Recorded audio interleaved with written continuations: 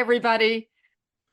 You are listening to It's All About Food. Thank you for joining me. I am your host, Karen Hartglass, since 2009 here at the Progressive Radio Network. Today, we're going to get small. We're going to talk about small things.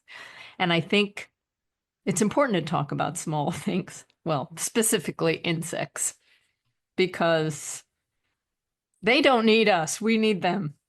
I want to bring on Matthew Shepard from the Xerces Society. Matthew has worked for the Xerces Society for more than 2 decades, initially at the vanguard of a new movement to protect pollinators, but then on endangered species and a range of other issues, as well as several years leading Xerces communications work.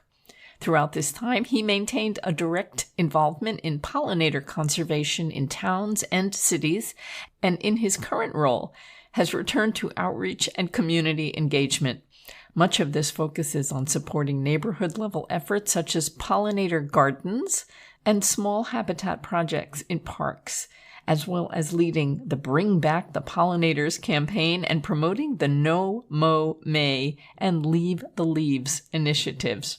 Matthew is author of numerous articles and other publications, including Attracting Native Pollinators and Gardening for Butterflies. He is also the longtime editor of Wings, the Xerces Society's magazine. Matthew's 35-year conservation career began in England and took him to Kenya before his arrival in the United States. After completing a Master's of Science in Land Resource Management, Matthew managed National Trust lands in Oxfordshire, established a successful community-based conservation program in Essex, and helped create Sapphire Hoe, an award-winning nature park at the foot of the White Cliffs of Dover.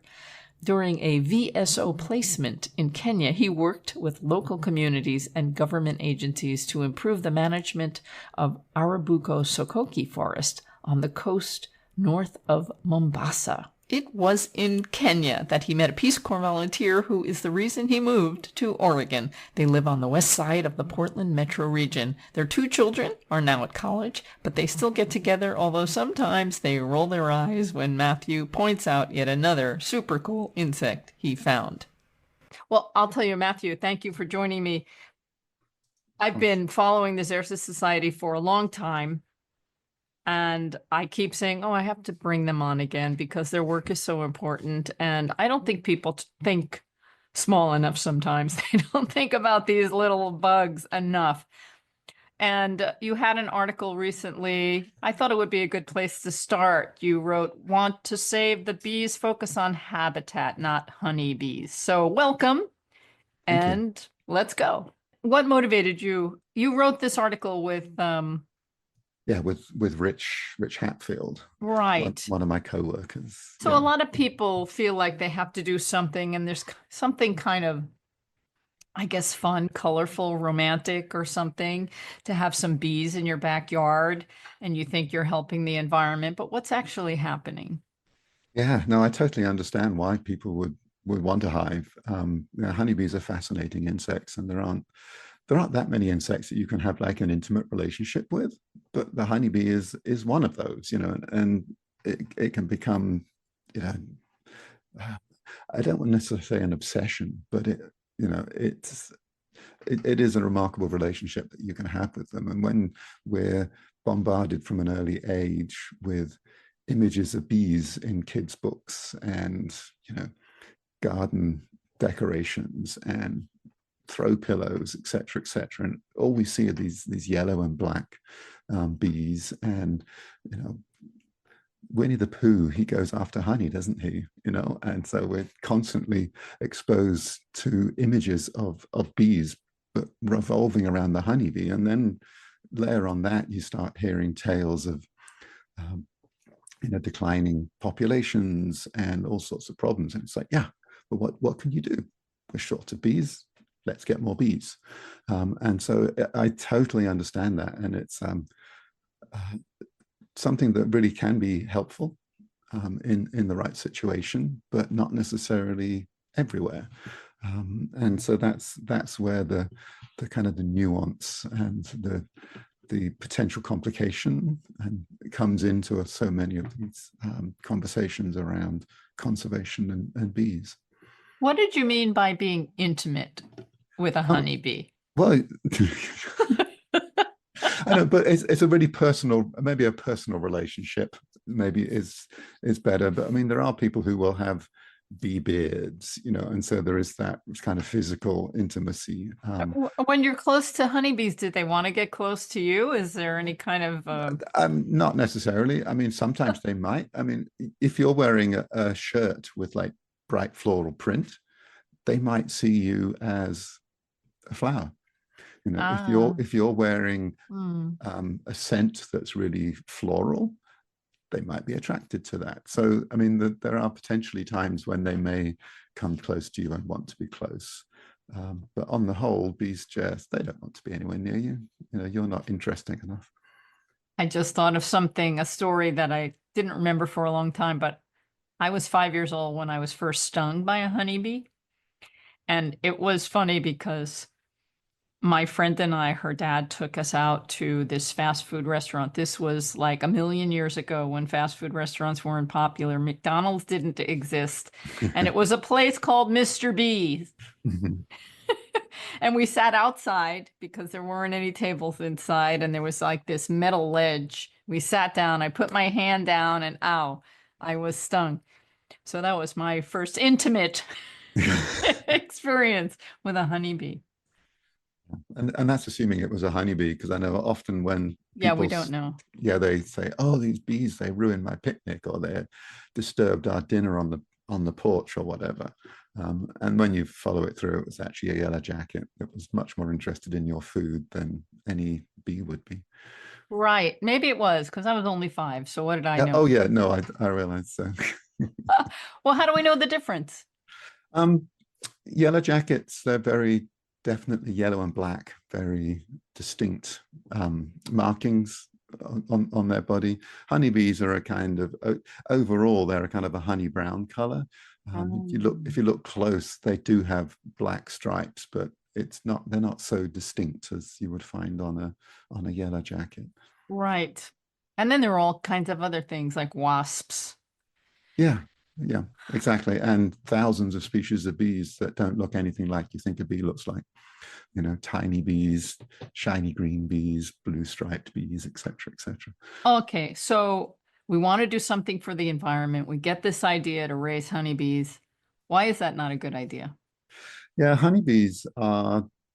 I mean, if you're doing it for conservation reasons, to kind of step back a little bit, if your interest is conservation, protection of bees that we need to pollinate our wildflowers, our environment, keep our planet healthy, um, you know, normally in the conservation world, if you want to protect something, you focus on the species that's at risk, the species that's in decline. You manage the habitat.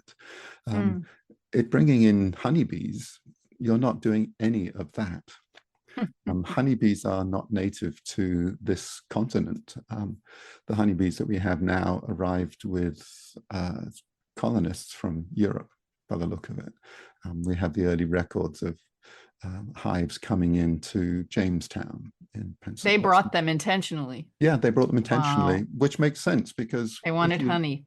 yeah, it's the sweetness. You can bake, you can make things taste nice. You can use that sugar to brew alcohol, for example. Mm. There's not many sources of sugar in our world, so the honeybee follows people around. Did they know Um, at that time about pollination?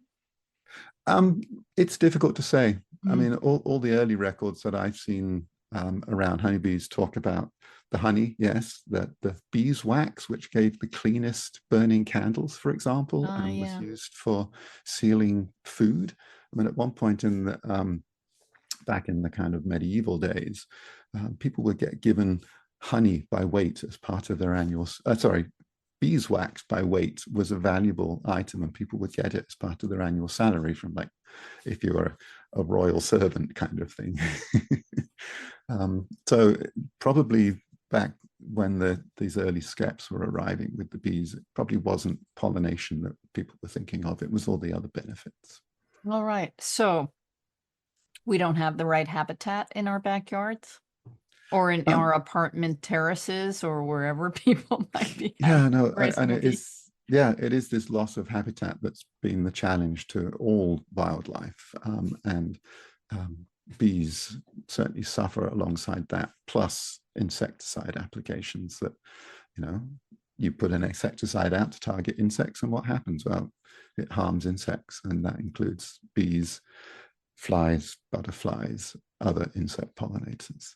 And so for sure, the real challenge that we face to bring wildlife of all sorts back into our neighborhoods is making sure there's adequate habitat.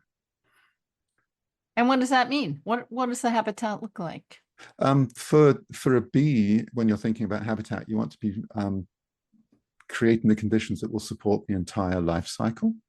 So that means, yes, flowers, because flowers feed the adults. They also, for bees which are gathering nectar and pollen to take back and supply their nest, the flowers are the source for that.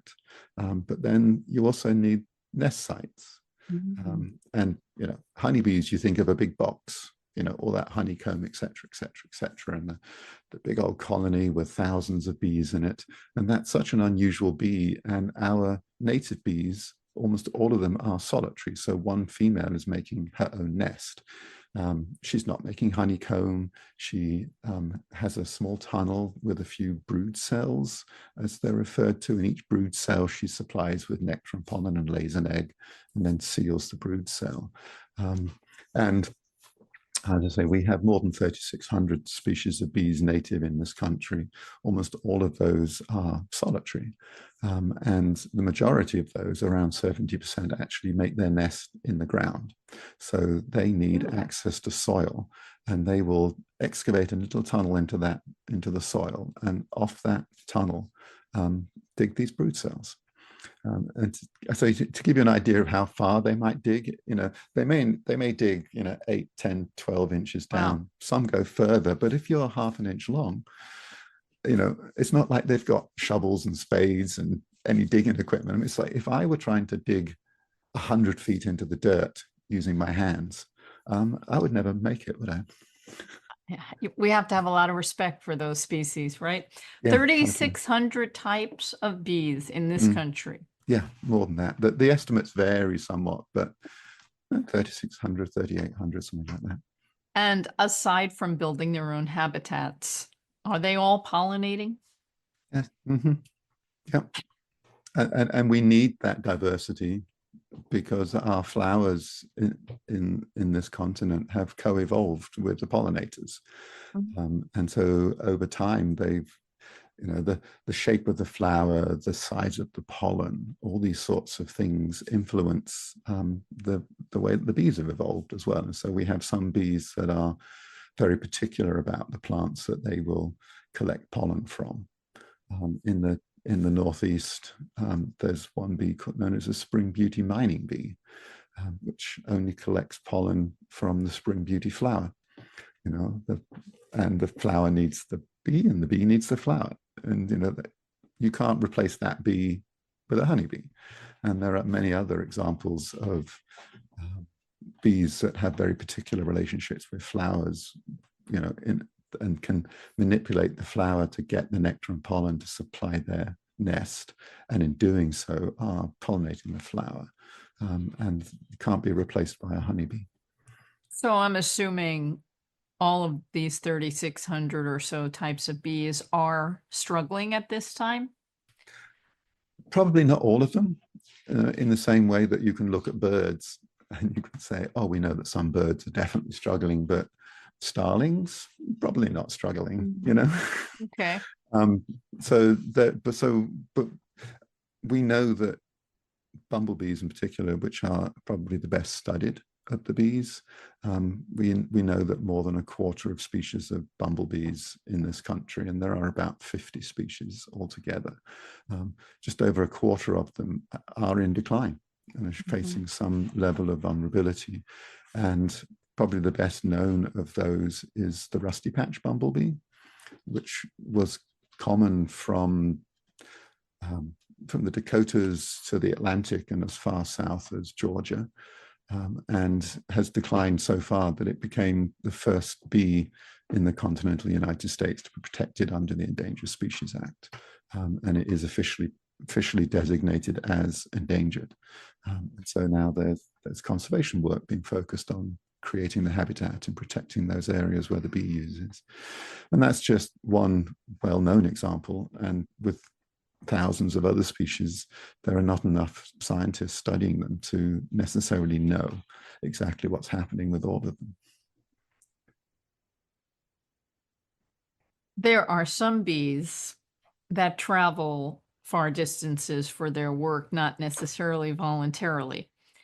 So big farms, I know, bring bees to their site to pollinate.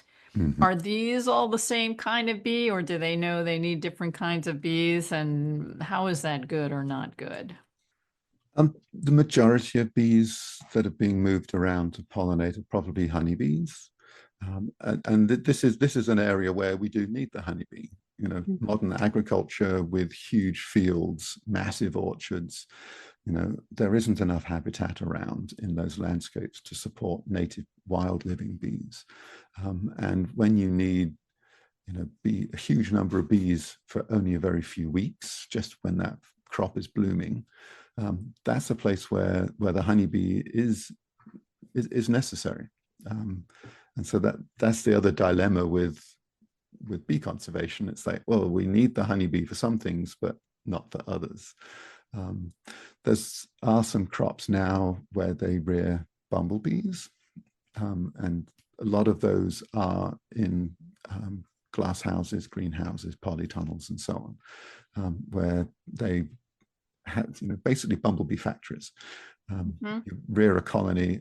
Bumblebees are different from honeybees because it's an annual colony, and so they're constantly rearing new colonies, selling them to farmers who are using them for certain crops, and then those colonies die at the end of the year.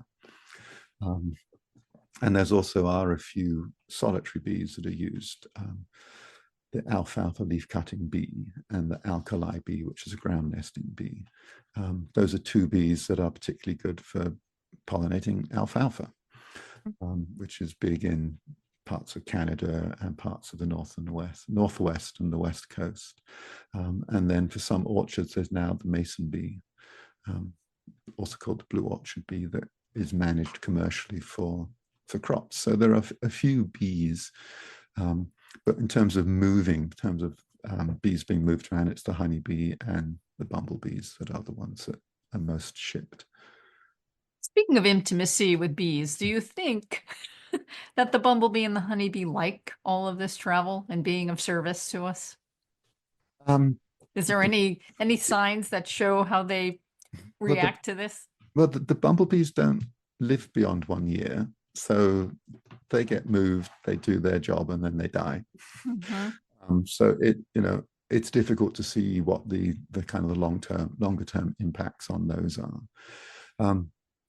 When it comes to honeybees, there has been a lot of concern around disease spread within the honeybee colonies, and also stress, because it's not that, I assume it's not that nice to be put on the back of a truck and moved from one crop to another.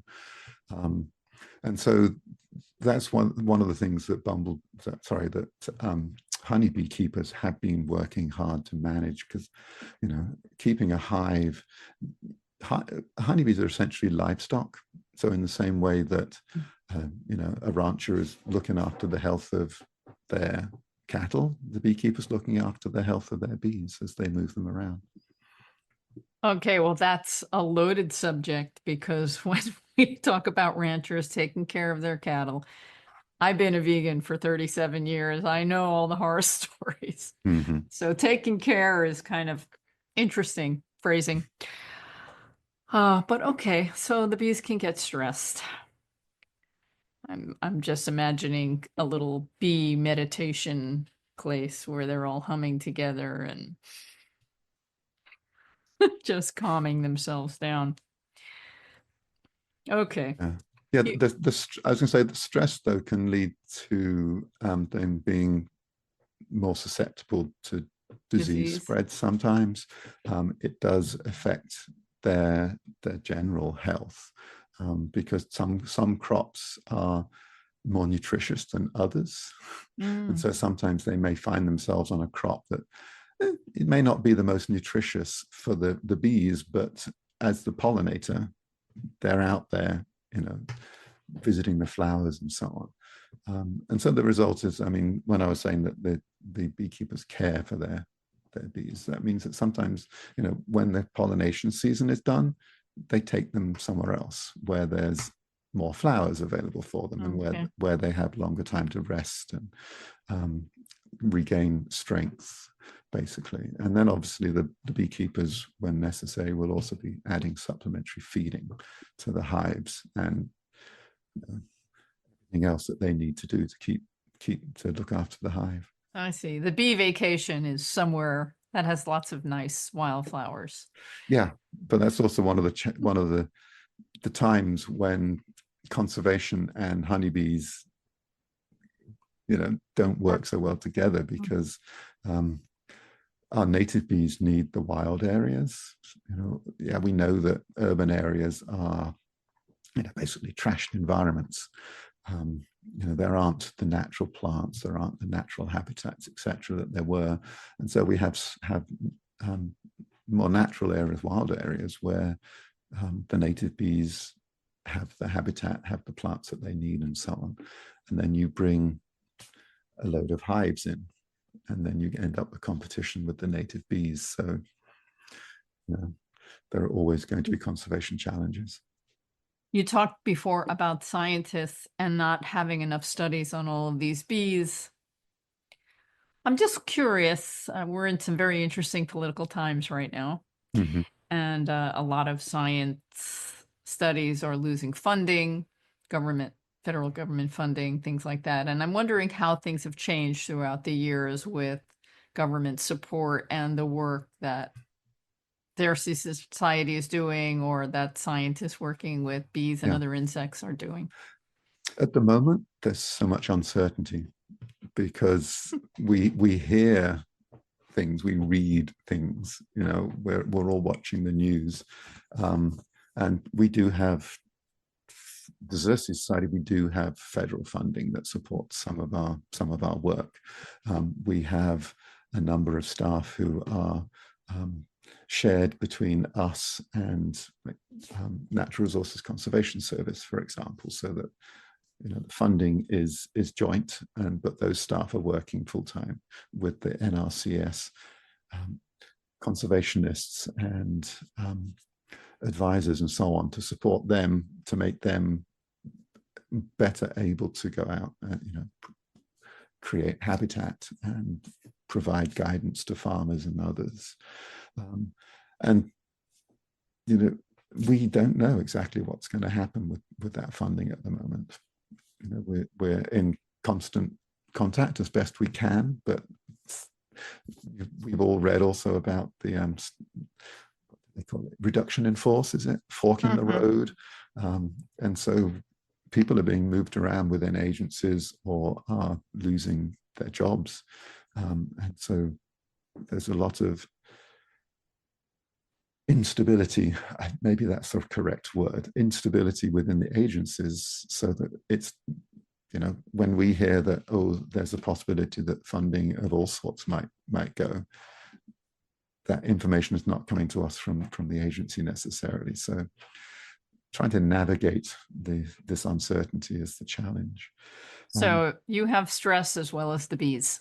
Yeah, I mean, there are one or two direct things that we've heard about within the agencies, that people have been cut. So the US Fish and Wildlife Service had established a Center for Pollinator Conservation that pulled people together with working on bees and butterflies and conservation of all sorts. And we've heard that apparently that is closing down.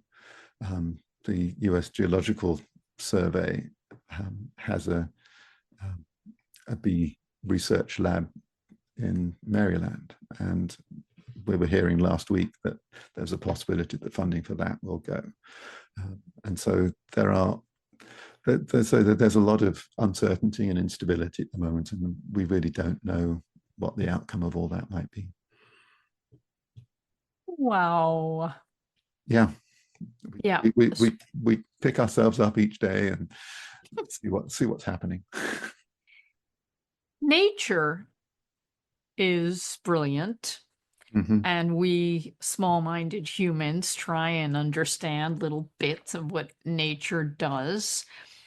And nature doesn't really need us. Nature takes care of herself pretty much, but we kind of present a lot of challenges, and then nature responds in certain ways that may or may not benefit us and or the planet in the moment as we see needed. So I would think, okay, get rid of all the scientists because nature knows what she's doing and she'll just, figure things out. But we keep making problems. And probably one of those problems is all of the pesticides. I like to call them biocides, herbicides and pesticides, the things that we think are helping grow our plants, specifically plants for food, by killing weeds or killing the pests that might be eating the plants that we want, etc. But they're quite toxic and they are killing a lot of life, probably us too, slowly. Uh, But there's a cheerful thought. but certainly that's part of the problem with the bees, right? Yes. Yeah. No, definitely. Habitat loss affects all wildlife. You take away the places where they can get food, the places where they can make a home. Yeah, definitely. Well, habitat loss is bad. But then if the habitat that you still have, or the habitat that you can create, um, is then toxic for the bees, then it's like it might look fabulous. It might have everything that you think that a bee would need.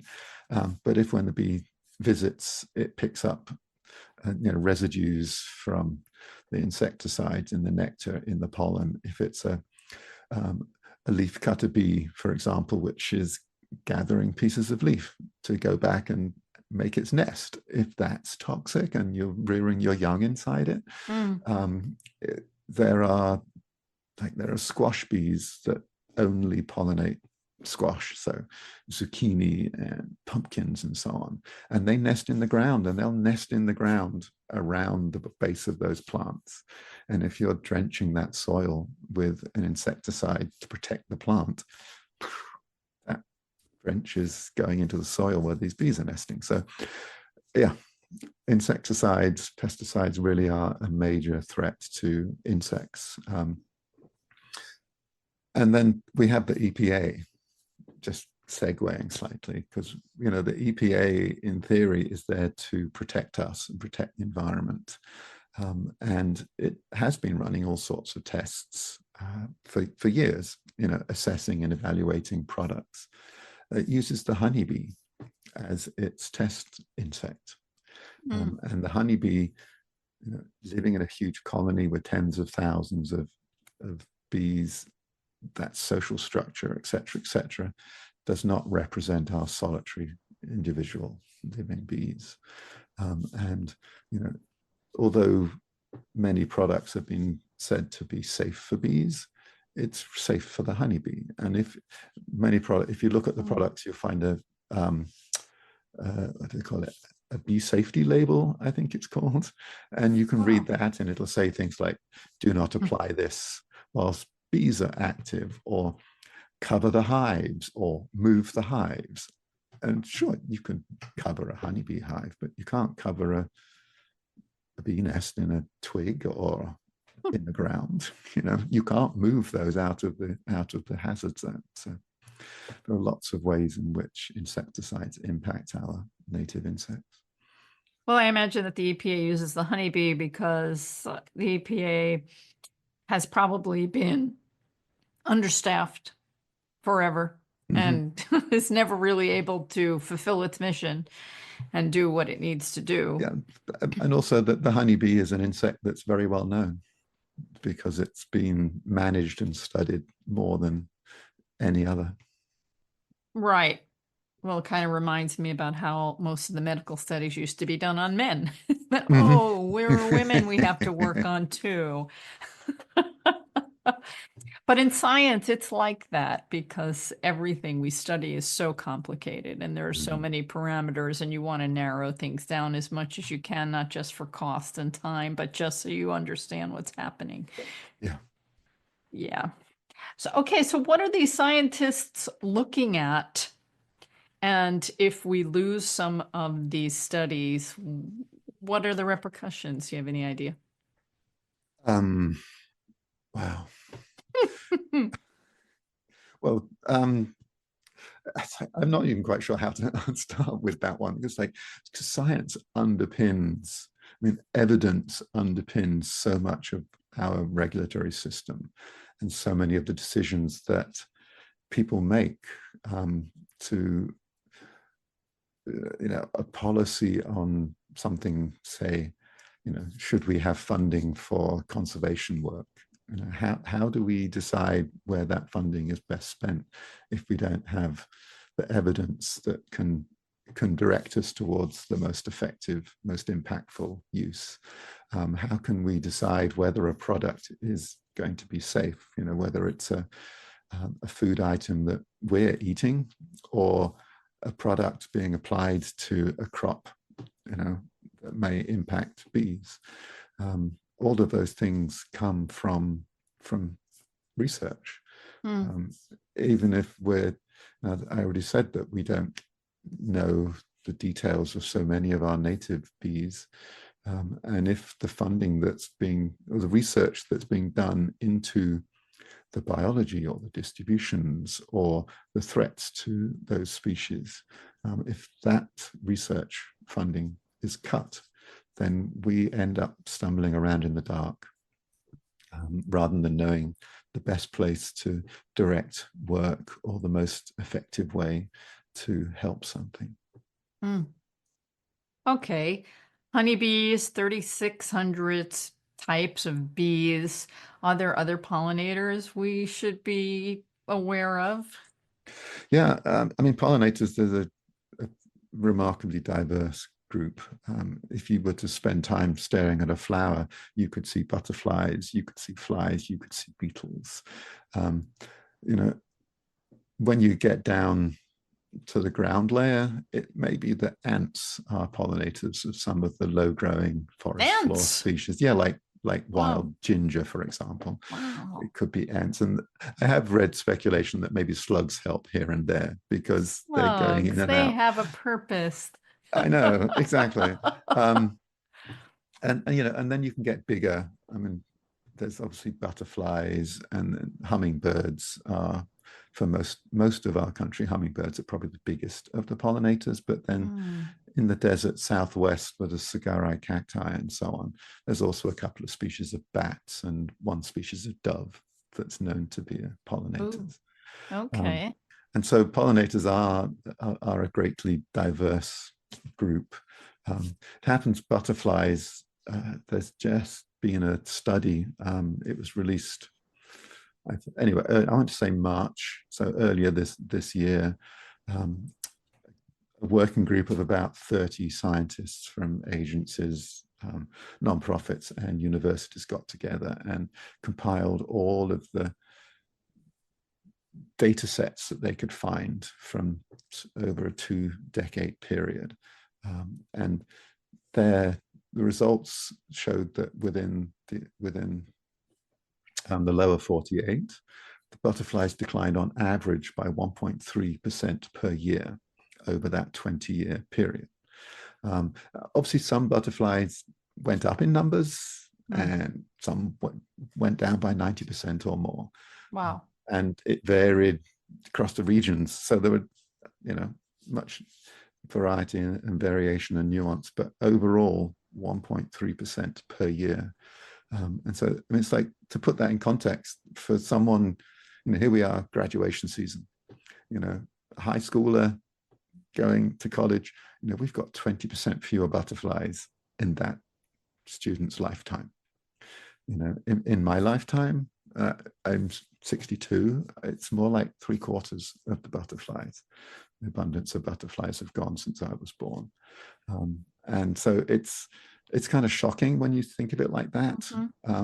But often we're not noticing these things, or, for that high school student graduating now, their memory of how many butterflies we have is different from my own memory. Sure. Because we have this thing that gets referred to as shifting baselines. We only remember what we know.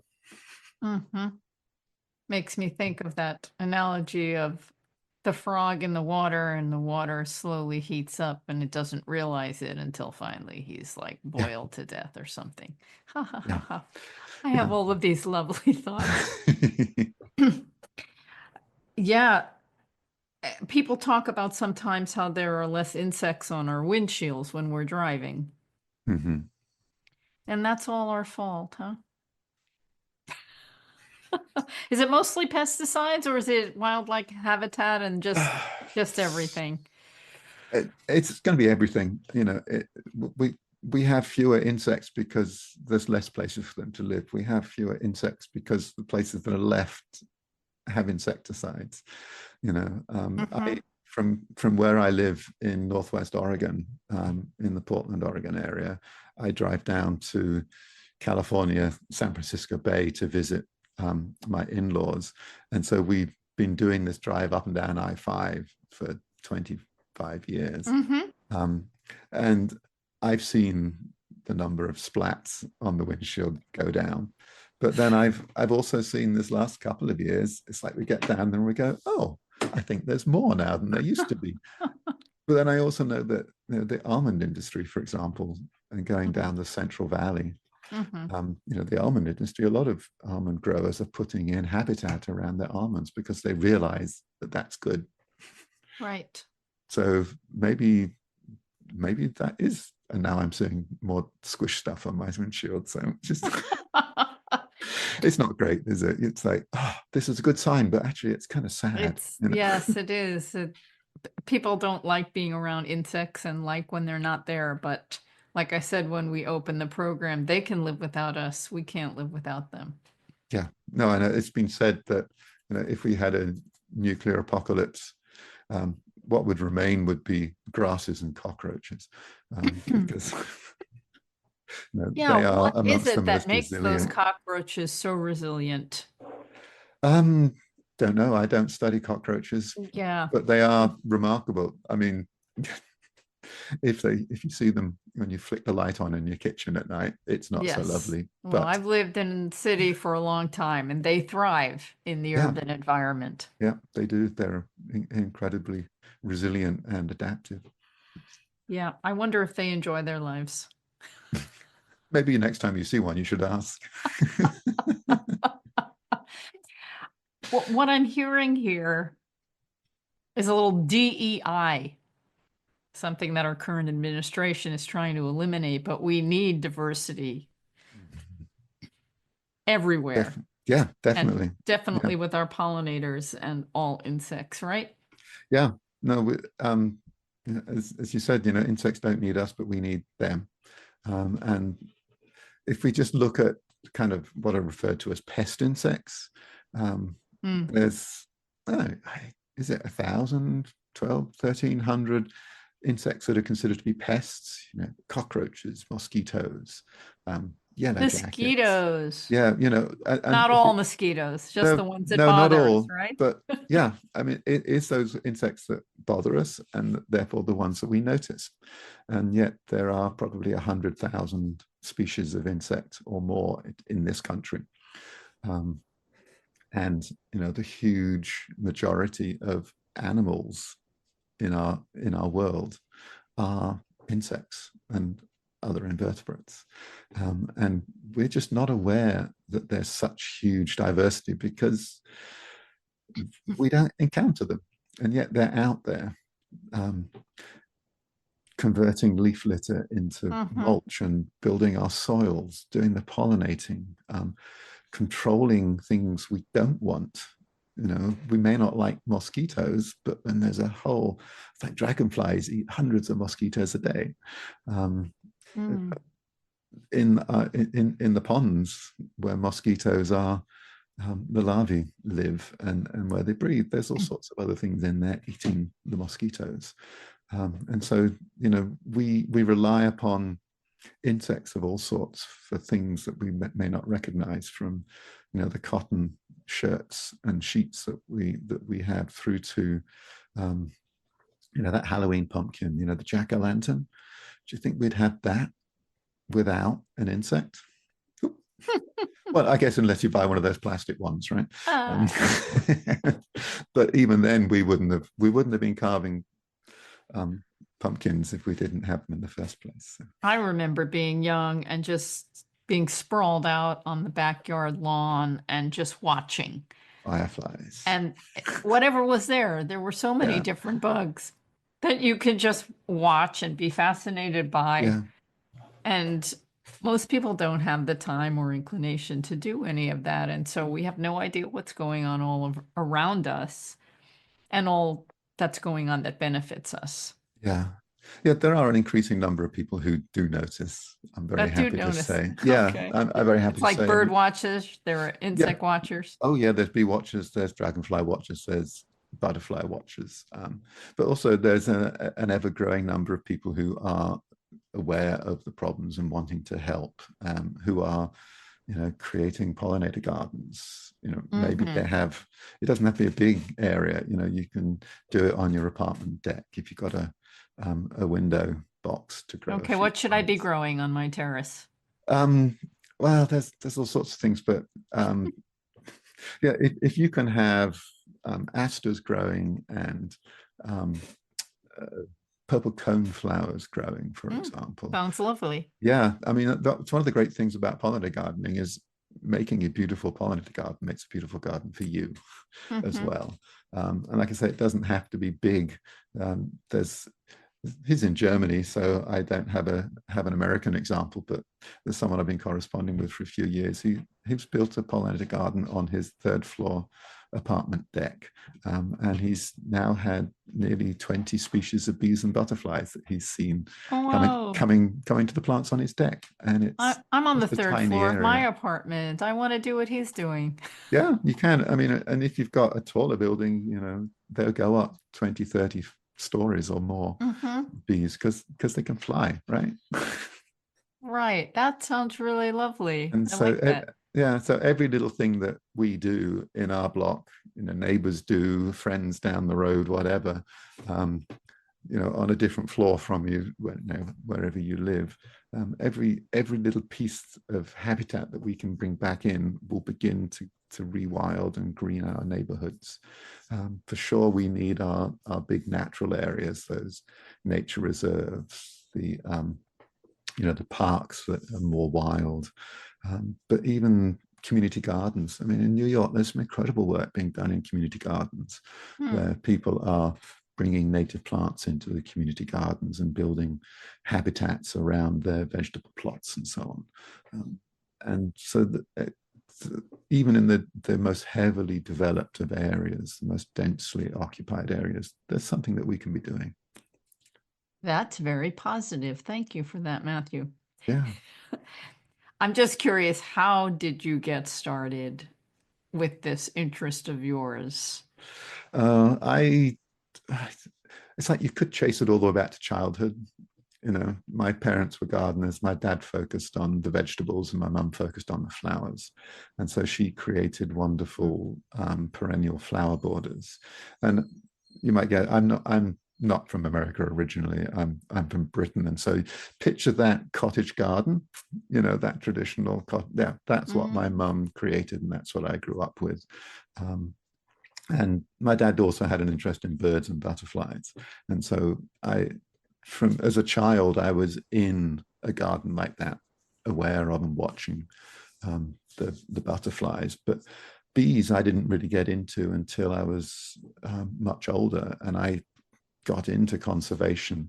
And then at one point started working in southern England on a site called Samphire Hoe, which is when they dug the Channel Tunnel.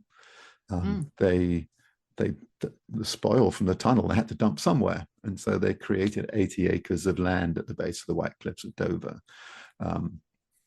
and I was managing that and helping the habitat restoration and preparing it to open up as a nature park. And we started having rare orchids appear. Wow. And Wow. the pollinators on that. And I was like, oh, this is cool. And so I discovered that these were mining bees. These were solitary bees. And I was like, these are what? I was a conservation professional, and I was like, well, bees, that's honeybees and bumblebees, right? And so then because of this, I started learning and kind of opened my eyes and my mind to a totally different world of bees that I had no idea about. And then I married an American and moved here, and quite by chance met Melody Mackey Allen, who was running the Xerces Society way back in 1999. And she said, oh, we've got this project working on bees on some golf courses, putting in habitat. And I was like, oh, well, I've worked on golf courses. I can do habitat. And hey, I discovered these bees that we had where I worked. And she's like, oh, you should come work for me. And I did. Which comes first? We say which comes first, the chicken or the egg. Which comes first? You created this habitat. How do the insects and how did the flowers find a place? Well, in that case with Samphire Hoe, this was at the bottom of the White Cliffs of Dover, and the cliffs are above. And it happened that stretch, there was already the Victorians had put a railway line in, and also tried to build a coal mine there at some point. And so it was already disturbed area, and the cliff was relatively stable. So all the way up the cliff, on the little ledges, there were flowers growing and so on. But 200-300 foot high cliff, nobody had climbed up it and surveyed it, so no one really knew. And so although with the main area, they did seed it with a wildflower mix, I'm guessing the orchids were just living up the cliff.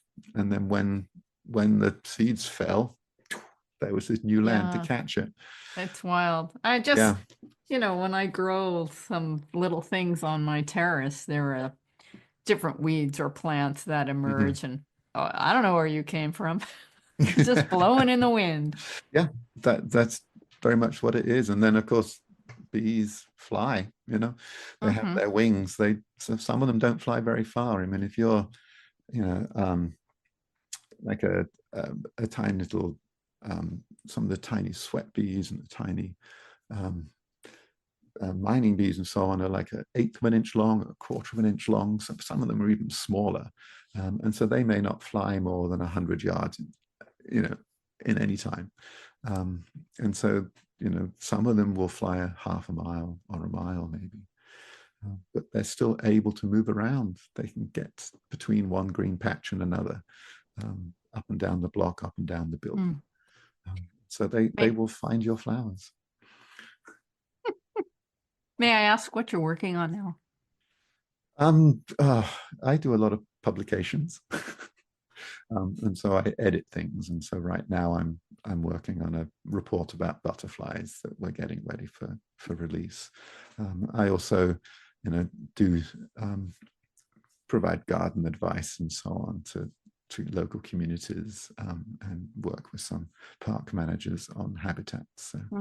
What do you grow personally? Personally, oh well, just yesterday I was planting some Douglas aster, some Canada goldenrod, some checker mallow, and also some yarrow in my garden. And I've got a few more native plants that still need to go in. My garden is a mixture of native plants and non-native plants. Native plants are hugely important for our native insects.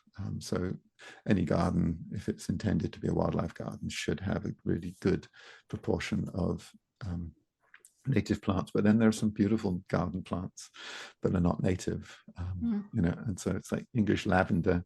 I always grow English lavender because it smells divine. It's so beautiful, and it does support a range of insects. And then, I've already mentioned my mother and her garden, and so my early memories are English lavender in my mum's garden. And so there's kind of this emotional attachment to it as well. So it's like I have some English lavender, even if I know there are other plants that could be better for wildlife. I'd like that. I have English lavender because of that association. Is it an English garden? Um, kind of, yeah. You know, it's a, it's an English style garden in an American style suburb.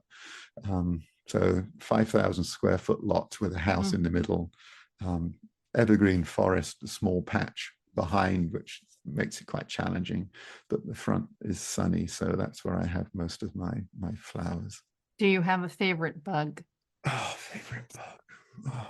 It's funny, we ask this question to other people, and I know it's a hard one to answer because there's so many. I probably the small carpenter bee is one of my favorites. It's 3/8 or a quarter of an inch long. Most of them. It does chew its own nest tunnel out down the center of like a stem of Black-Eye Susan or some other perennial. Sometimes goes up the stem of like elderberry or a shrub like that. It's a solitary bee, so she makes her nest, but then she actually, when she's finished making her nest, she plugs the end of the nest hole with. That's where she dies. She just goes in there and rests, and she will die, protecting her offspring because her babies won't appear until the following year. Wow. And it's like, that's such dedication, isn't it? And then all those babies, they are born and they each go off alone and they all know what to do. Yeah, they all know what to do. But there's just such dedication, and they're also beautiful because they're a metallic, like almost like a bottle green color, and so they glimmer and glint in the sunshine. And yet they're tiny, tiny, tiny, and you may not even recognize them as a bee, but they're out there doing all that great pollination work. So wow, we could learn a lot from them. And then, so they don't have any friends. I don't know. Maybe Maybe. they hang out on the flower and chat. Like. And then they have predators. Yeah, everything has predators. Like birds and sure, or other insects. Yeah, other insects, parasitoid wasps and such like, flies. Whew. Okay, it is a fascinating world we live in. Yeah, no, and that's one of the things about insects, and even just one group like bees, when you start noticing and you start learning, it is astonishing how much you can see around you, and just these amazing life stories that can be told about them. So does your organization promote a way that we should be farming? Yes, we work a lot with farmers to bring habitat into the farms, and to change how pesticides are used. Is it okay that they're used? It depends on the farm, doesn't it? I mean, is it okay that they're used? I mean, there are some situations where if you have 100 acres of one plant, that's going to attract a lot of pests, and so you do need a way to manage those. But if you're working with integrated pest management principles, IPM, you can reduce and minimize the actual use of the pesticides, and the type of pesticide that you choose to use as well will also reduce the impact and the risk.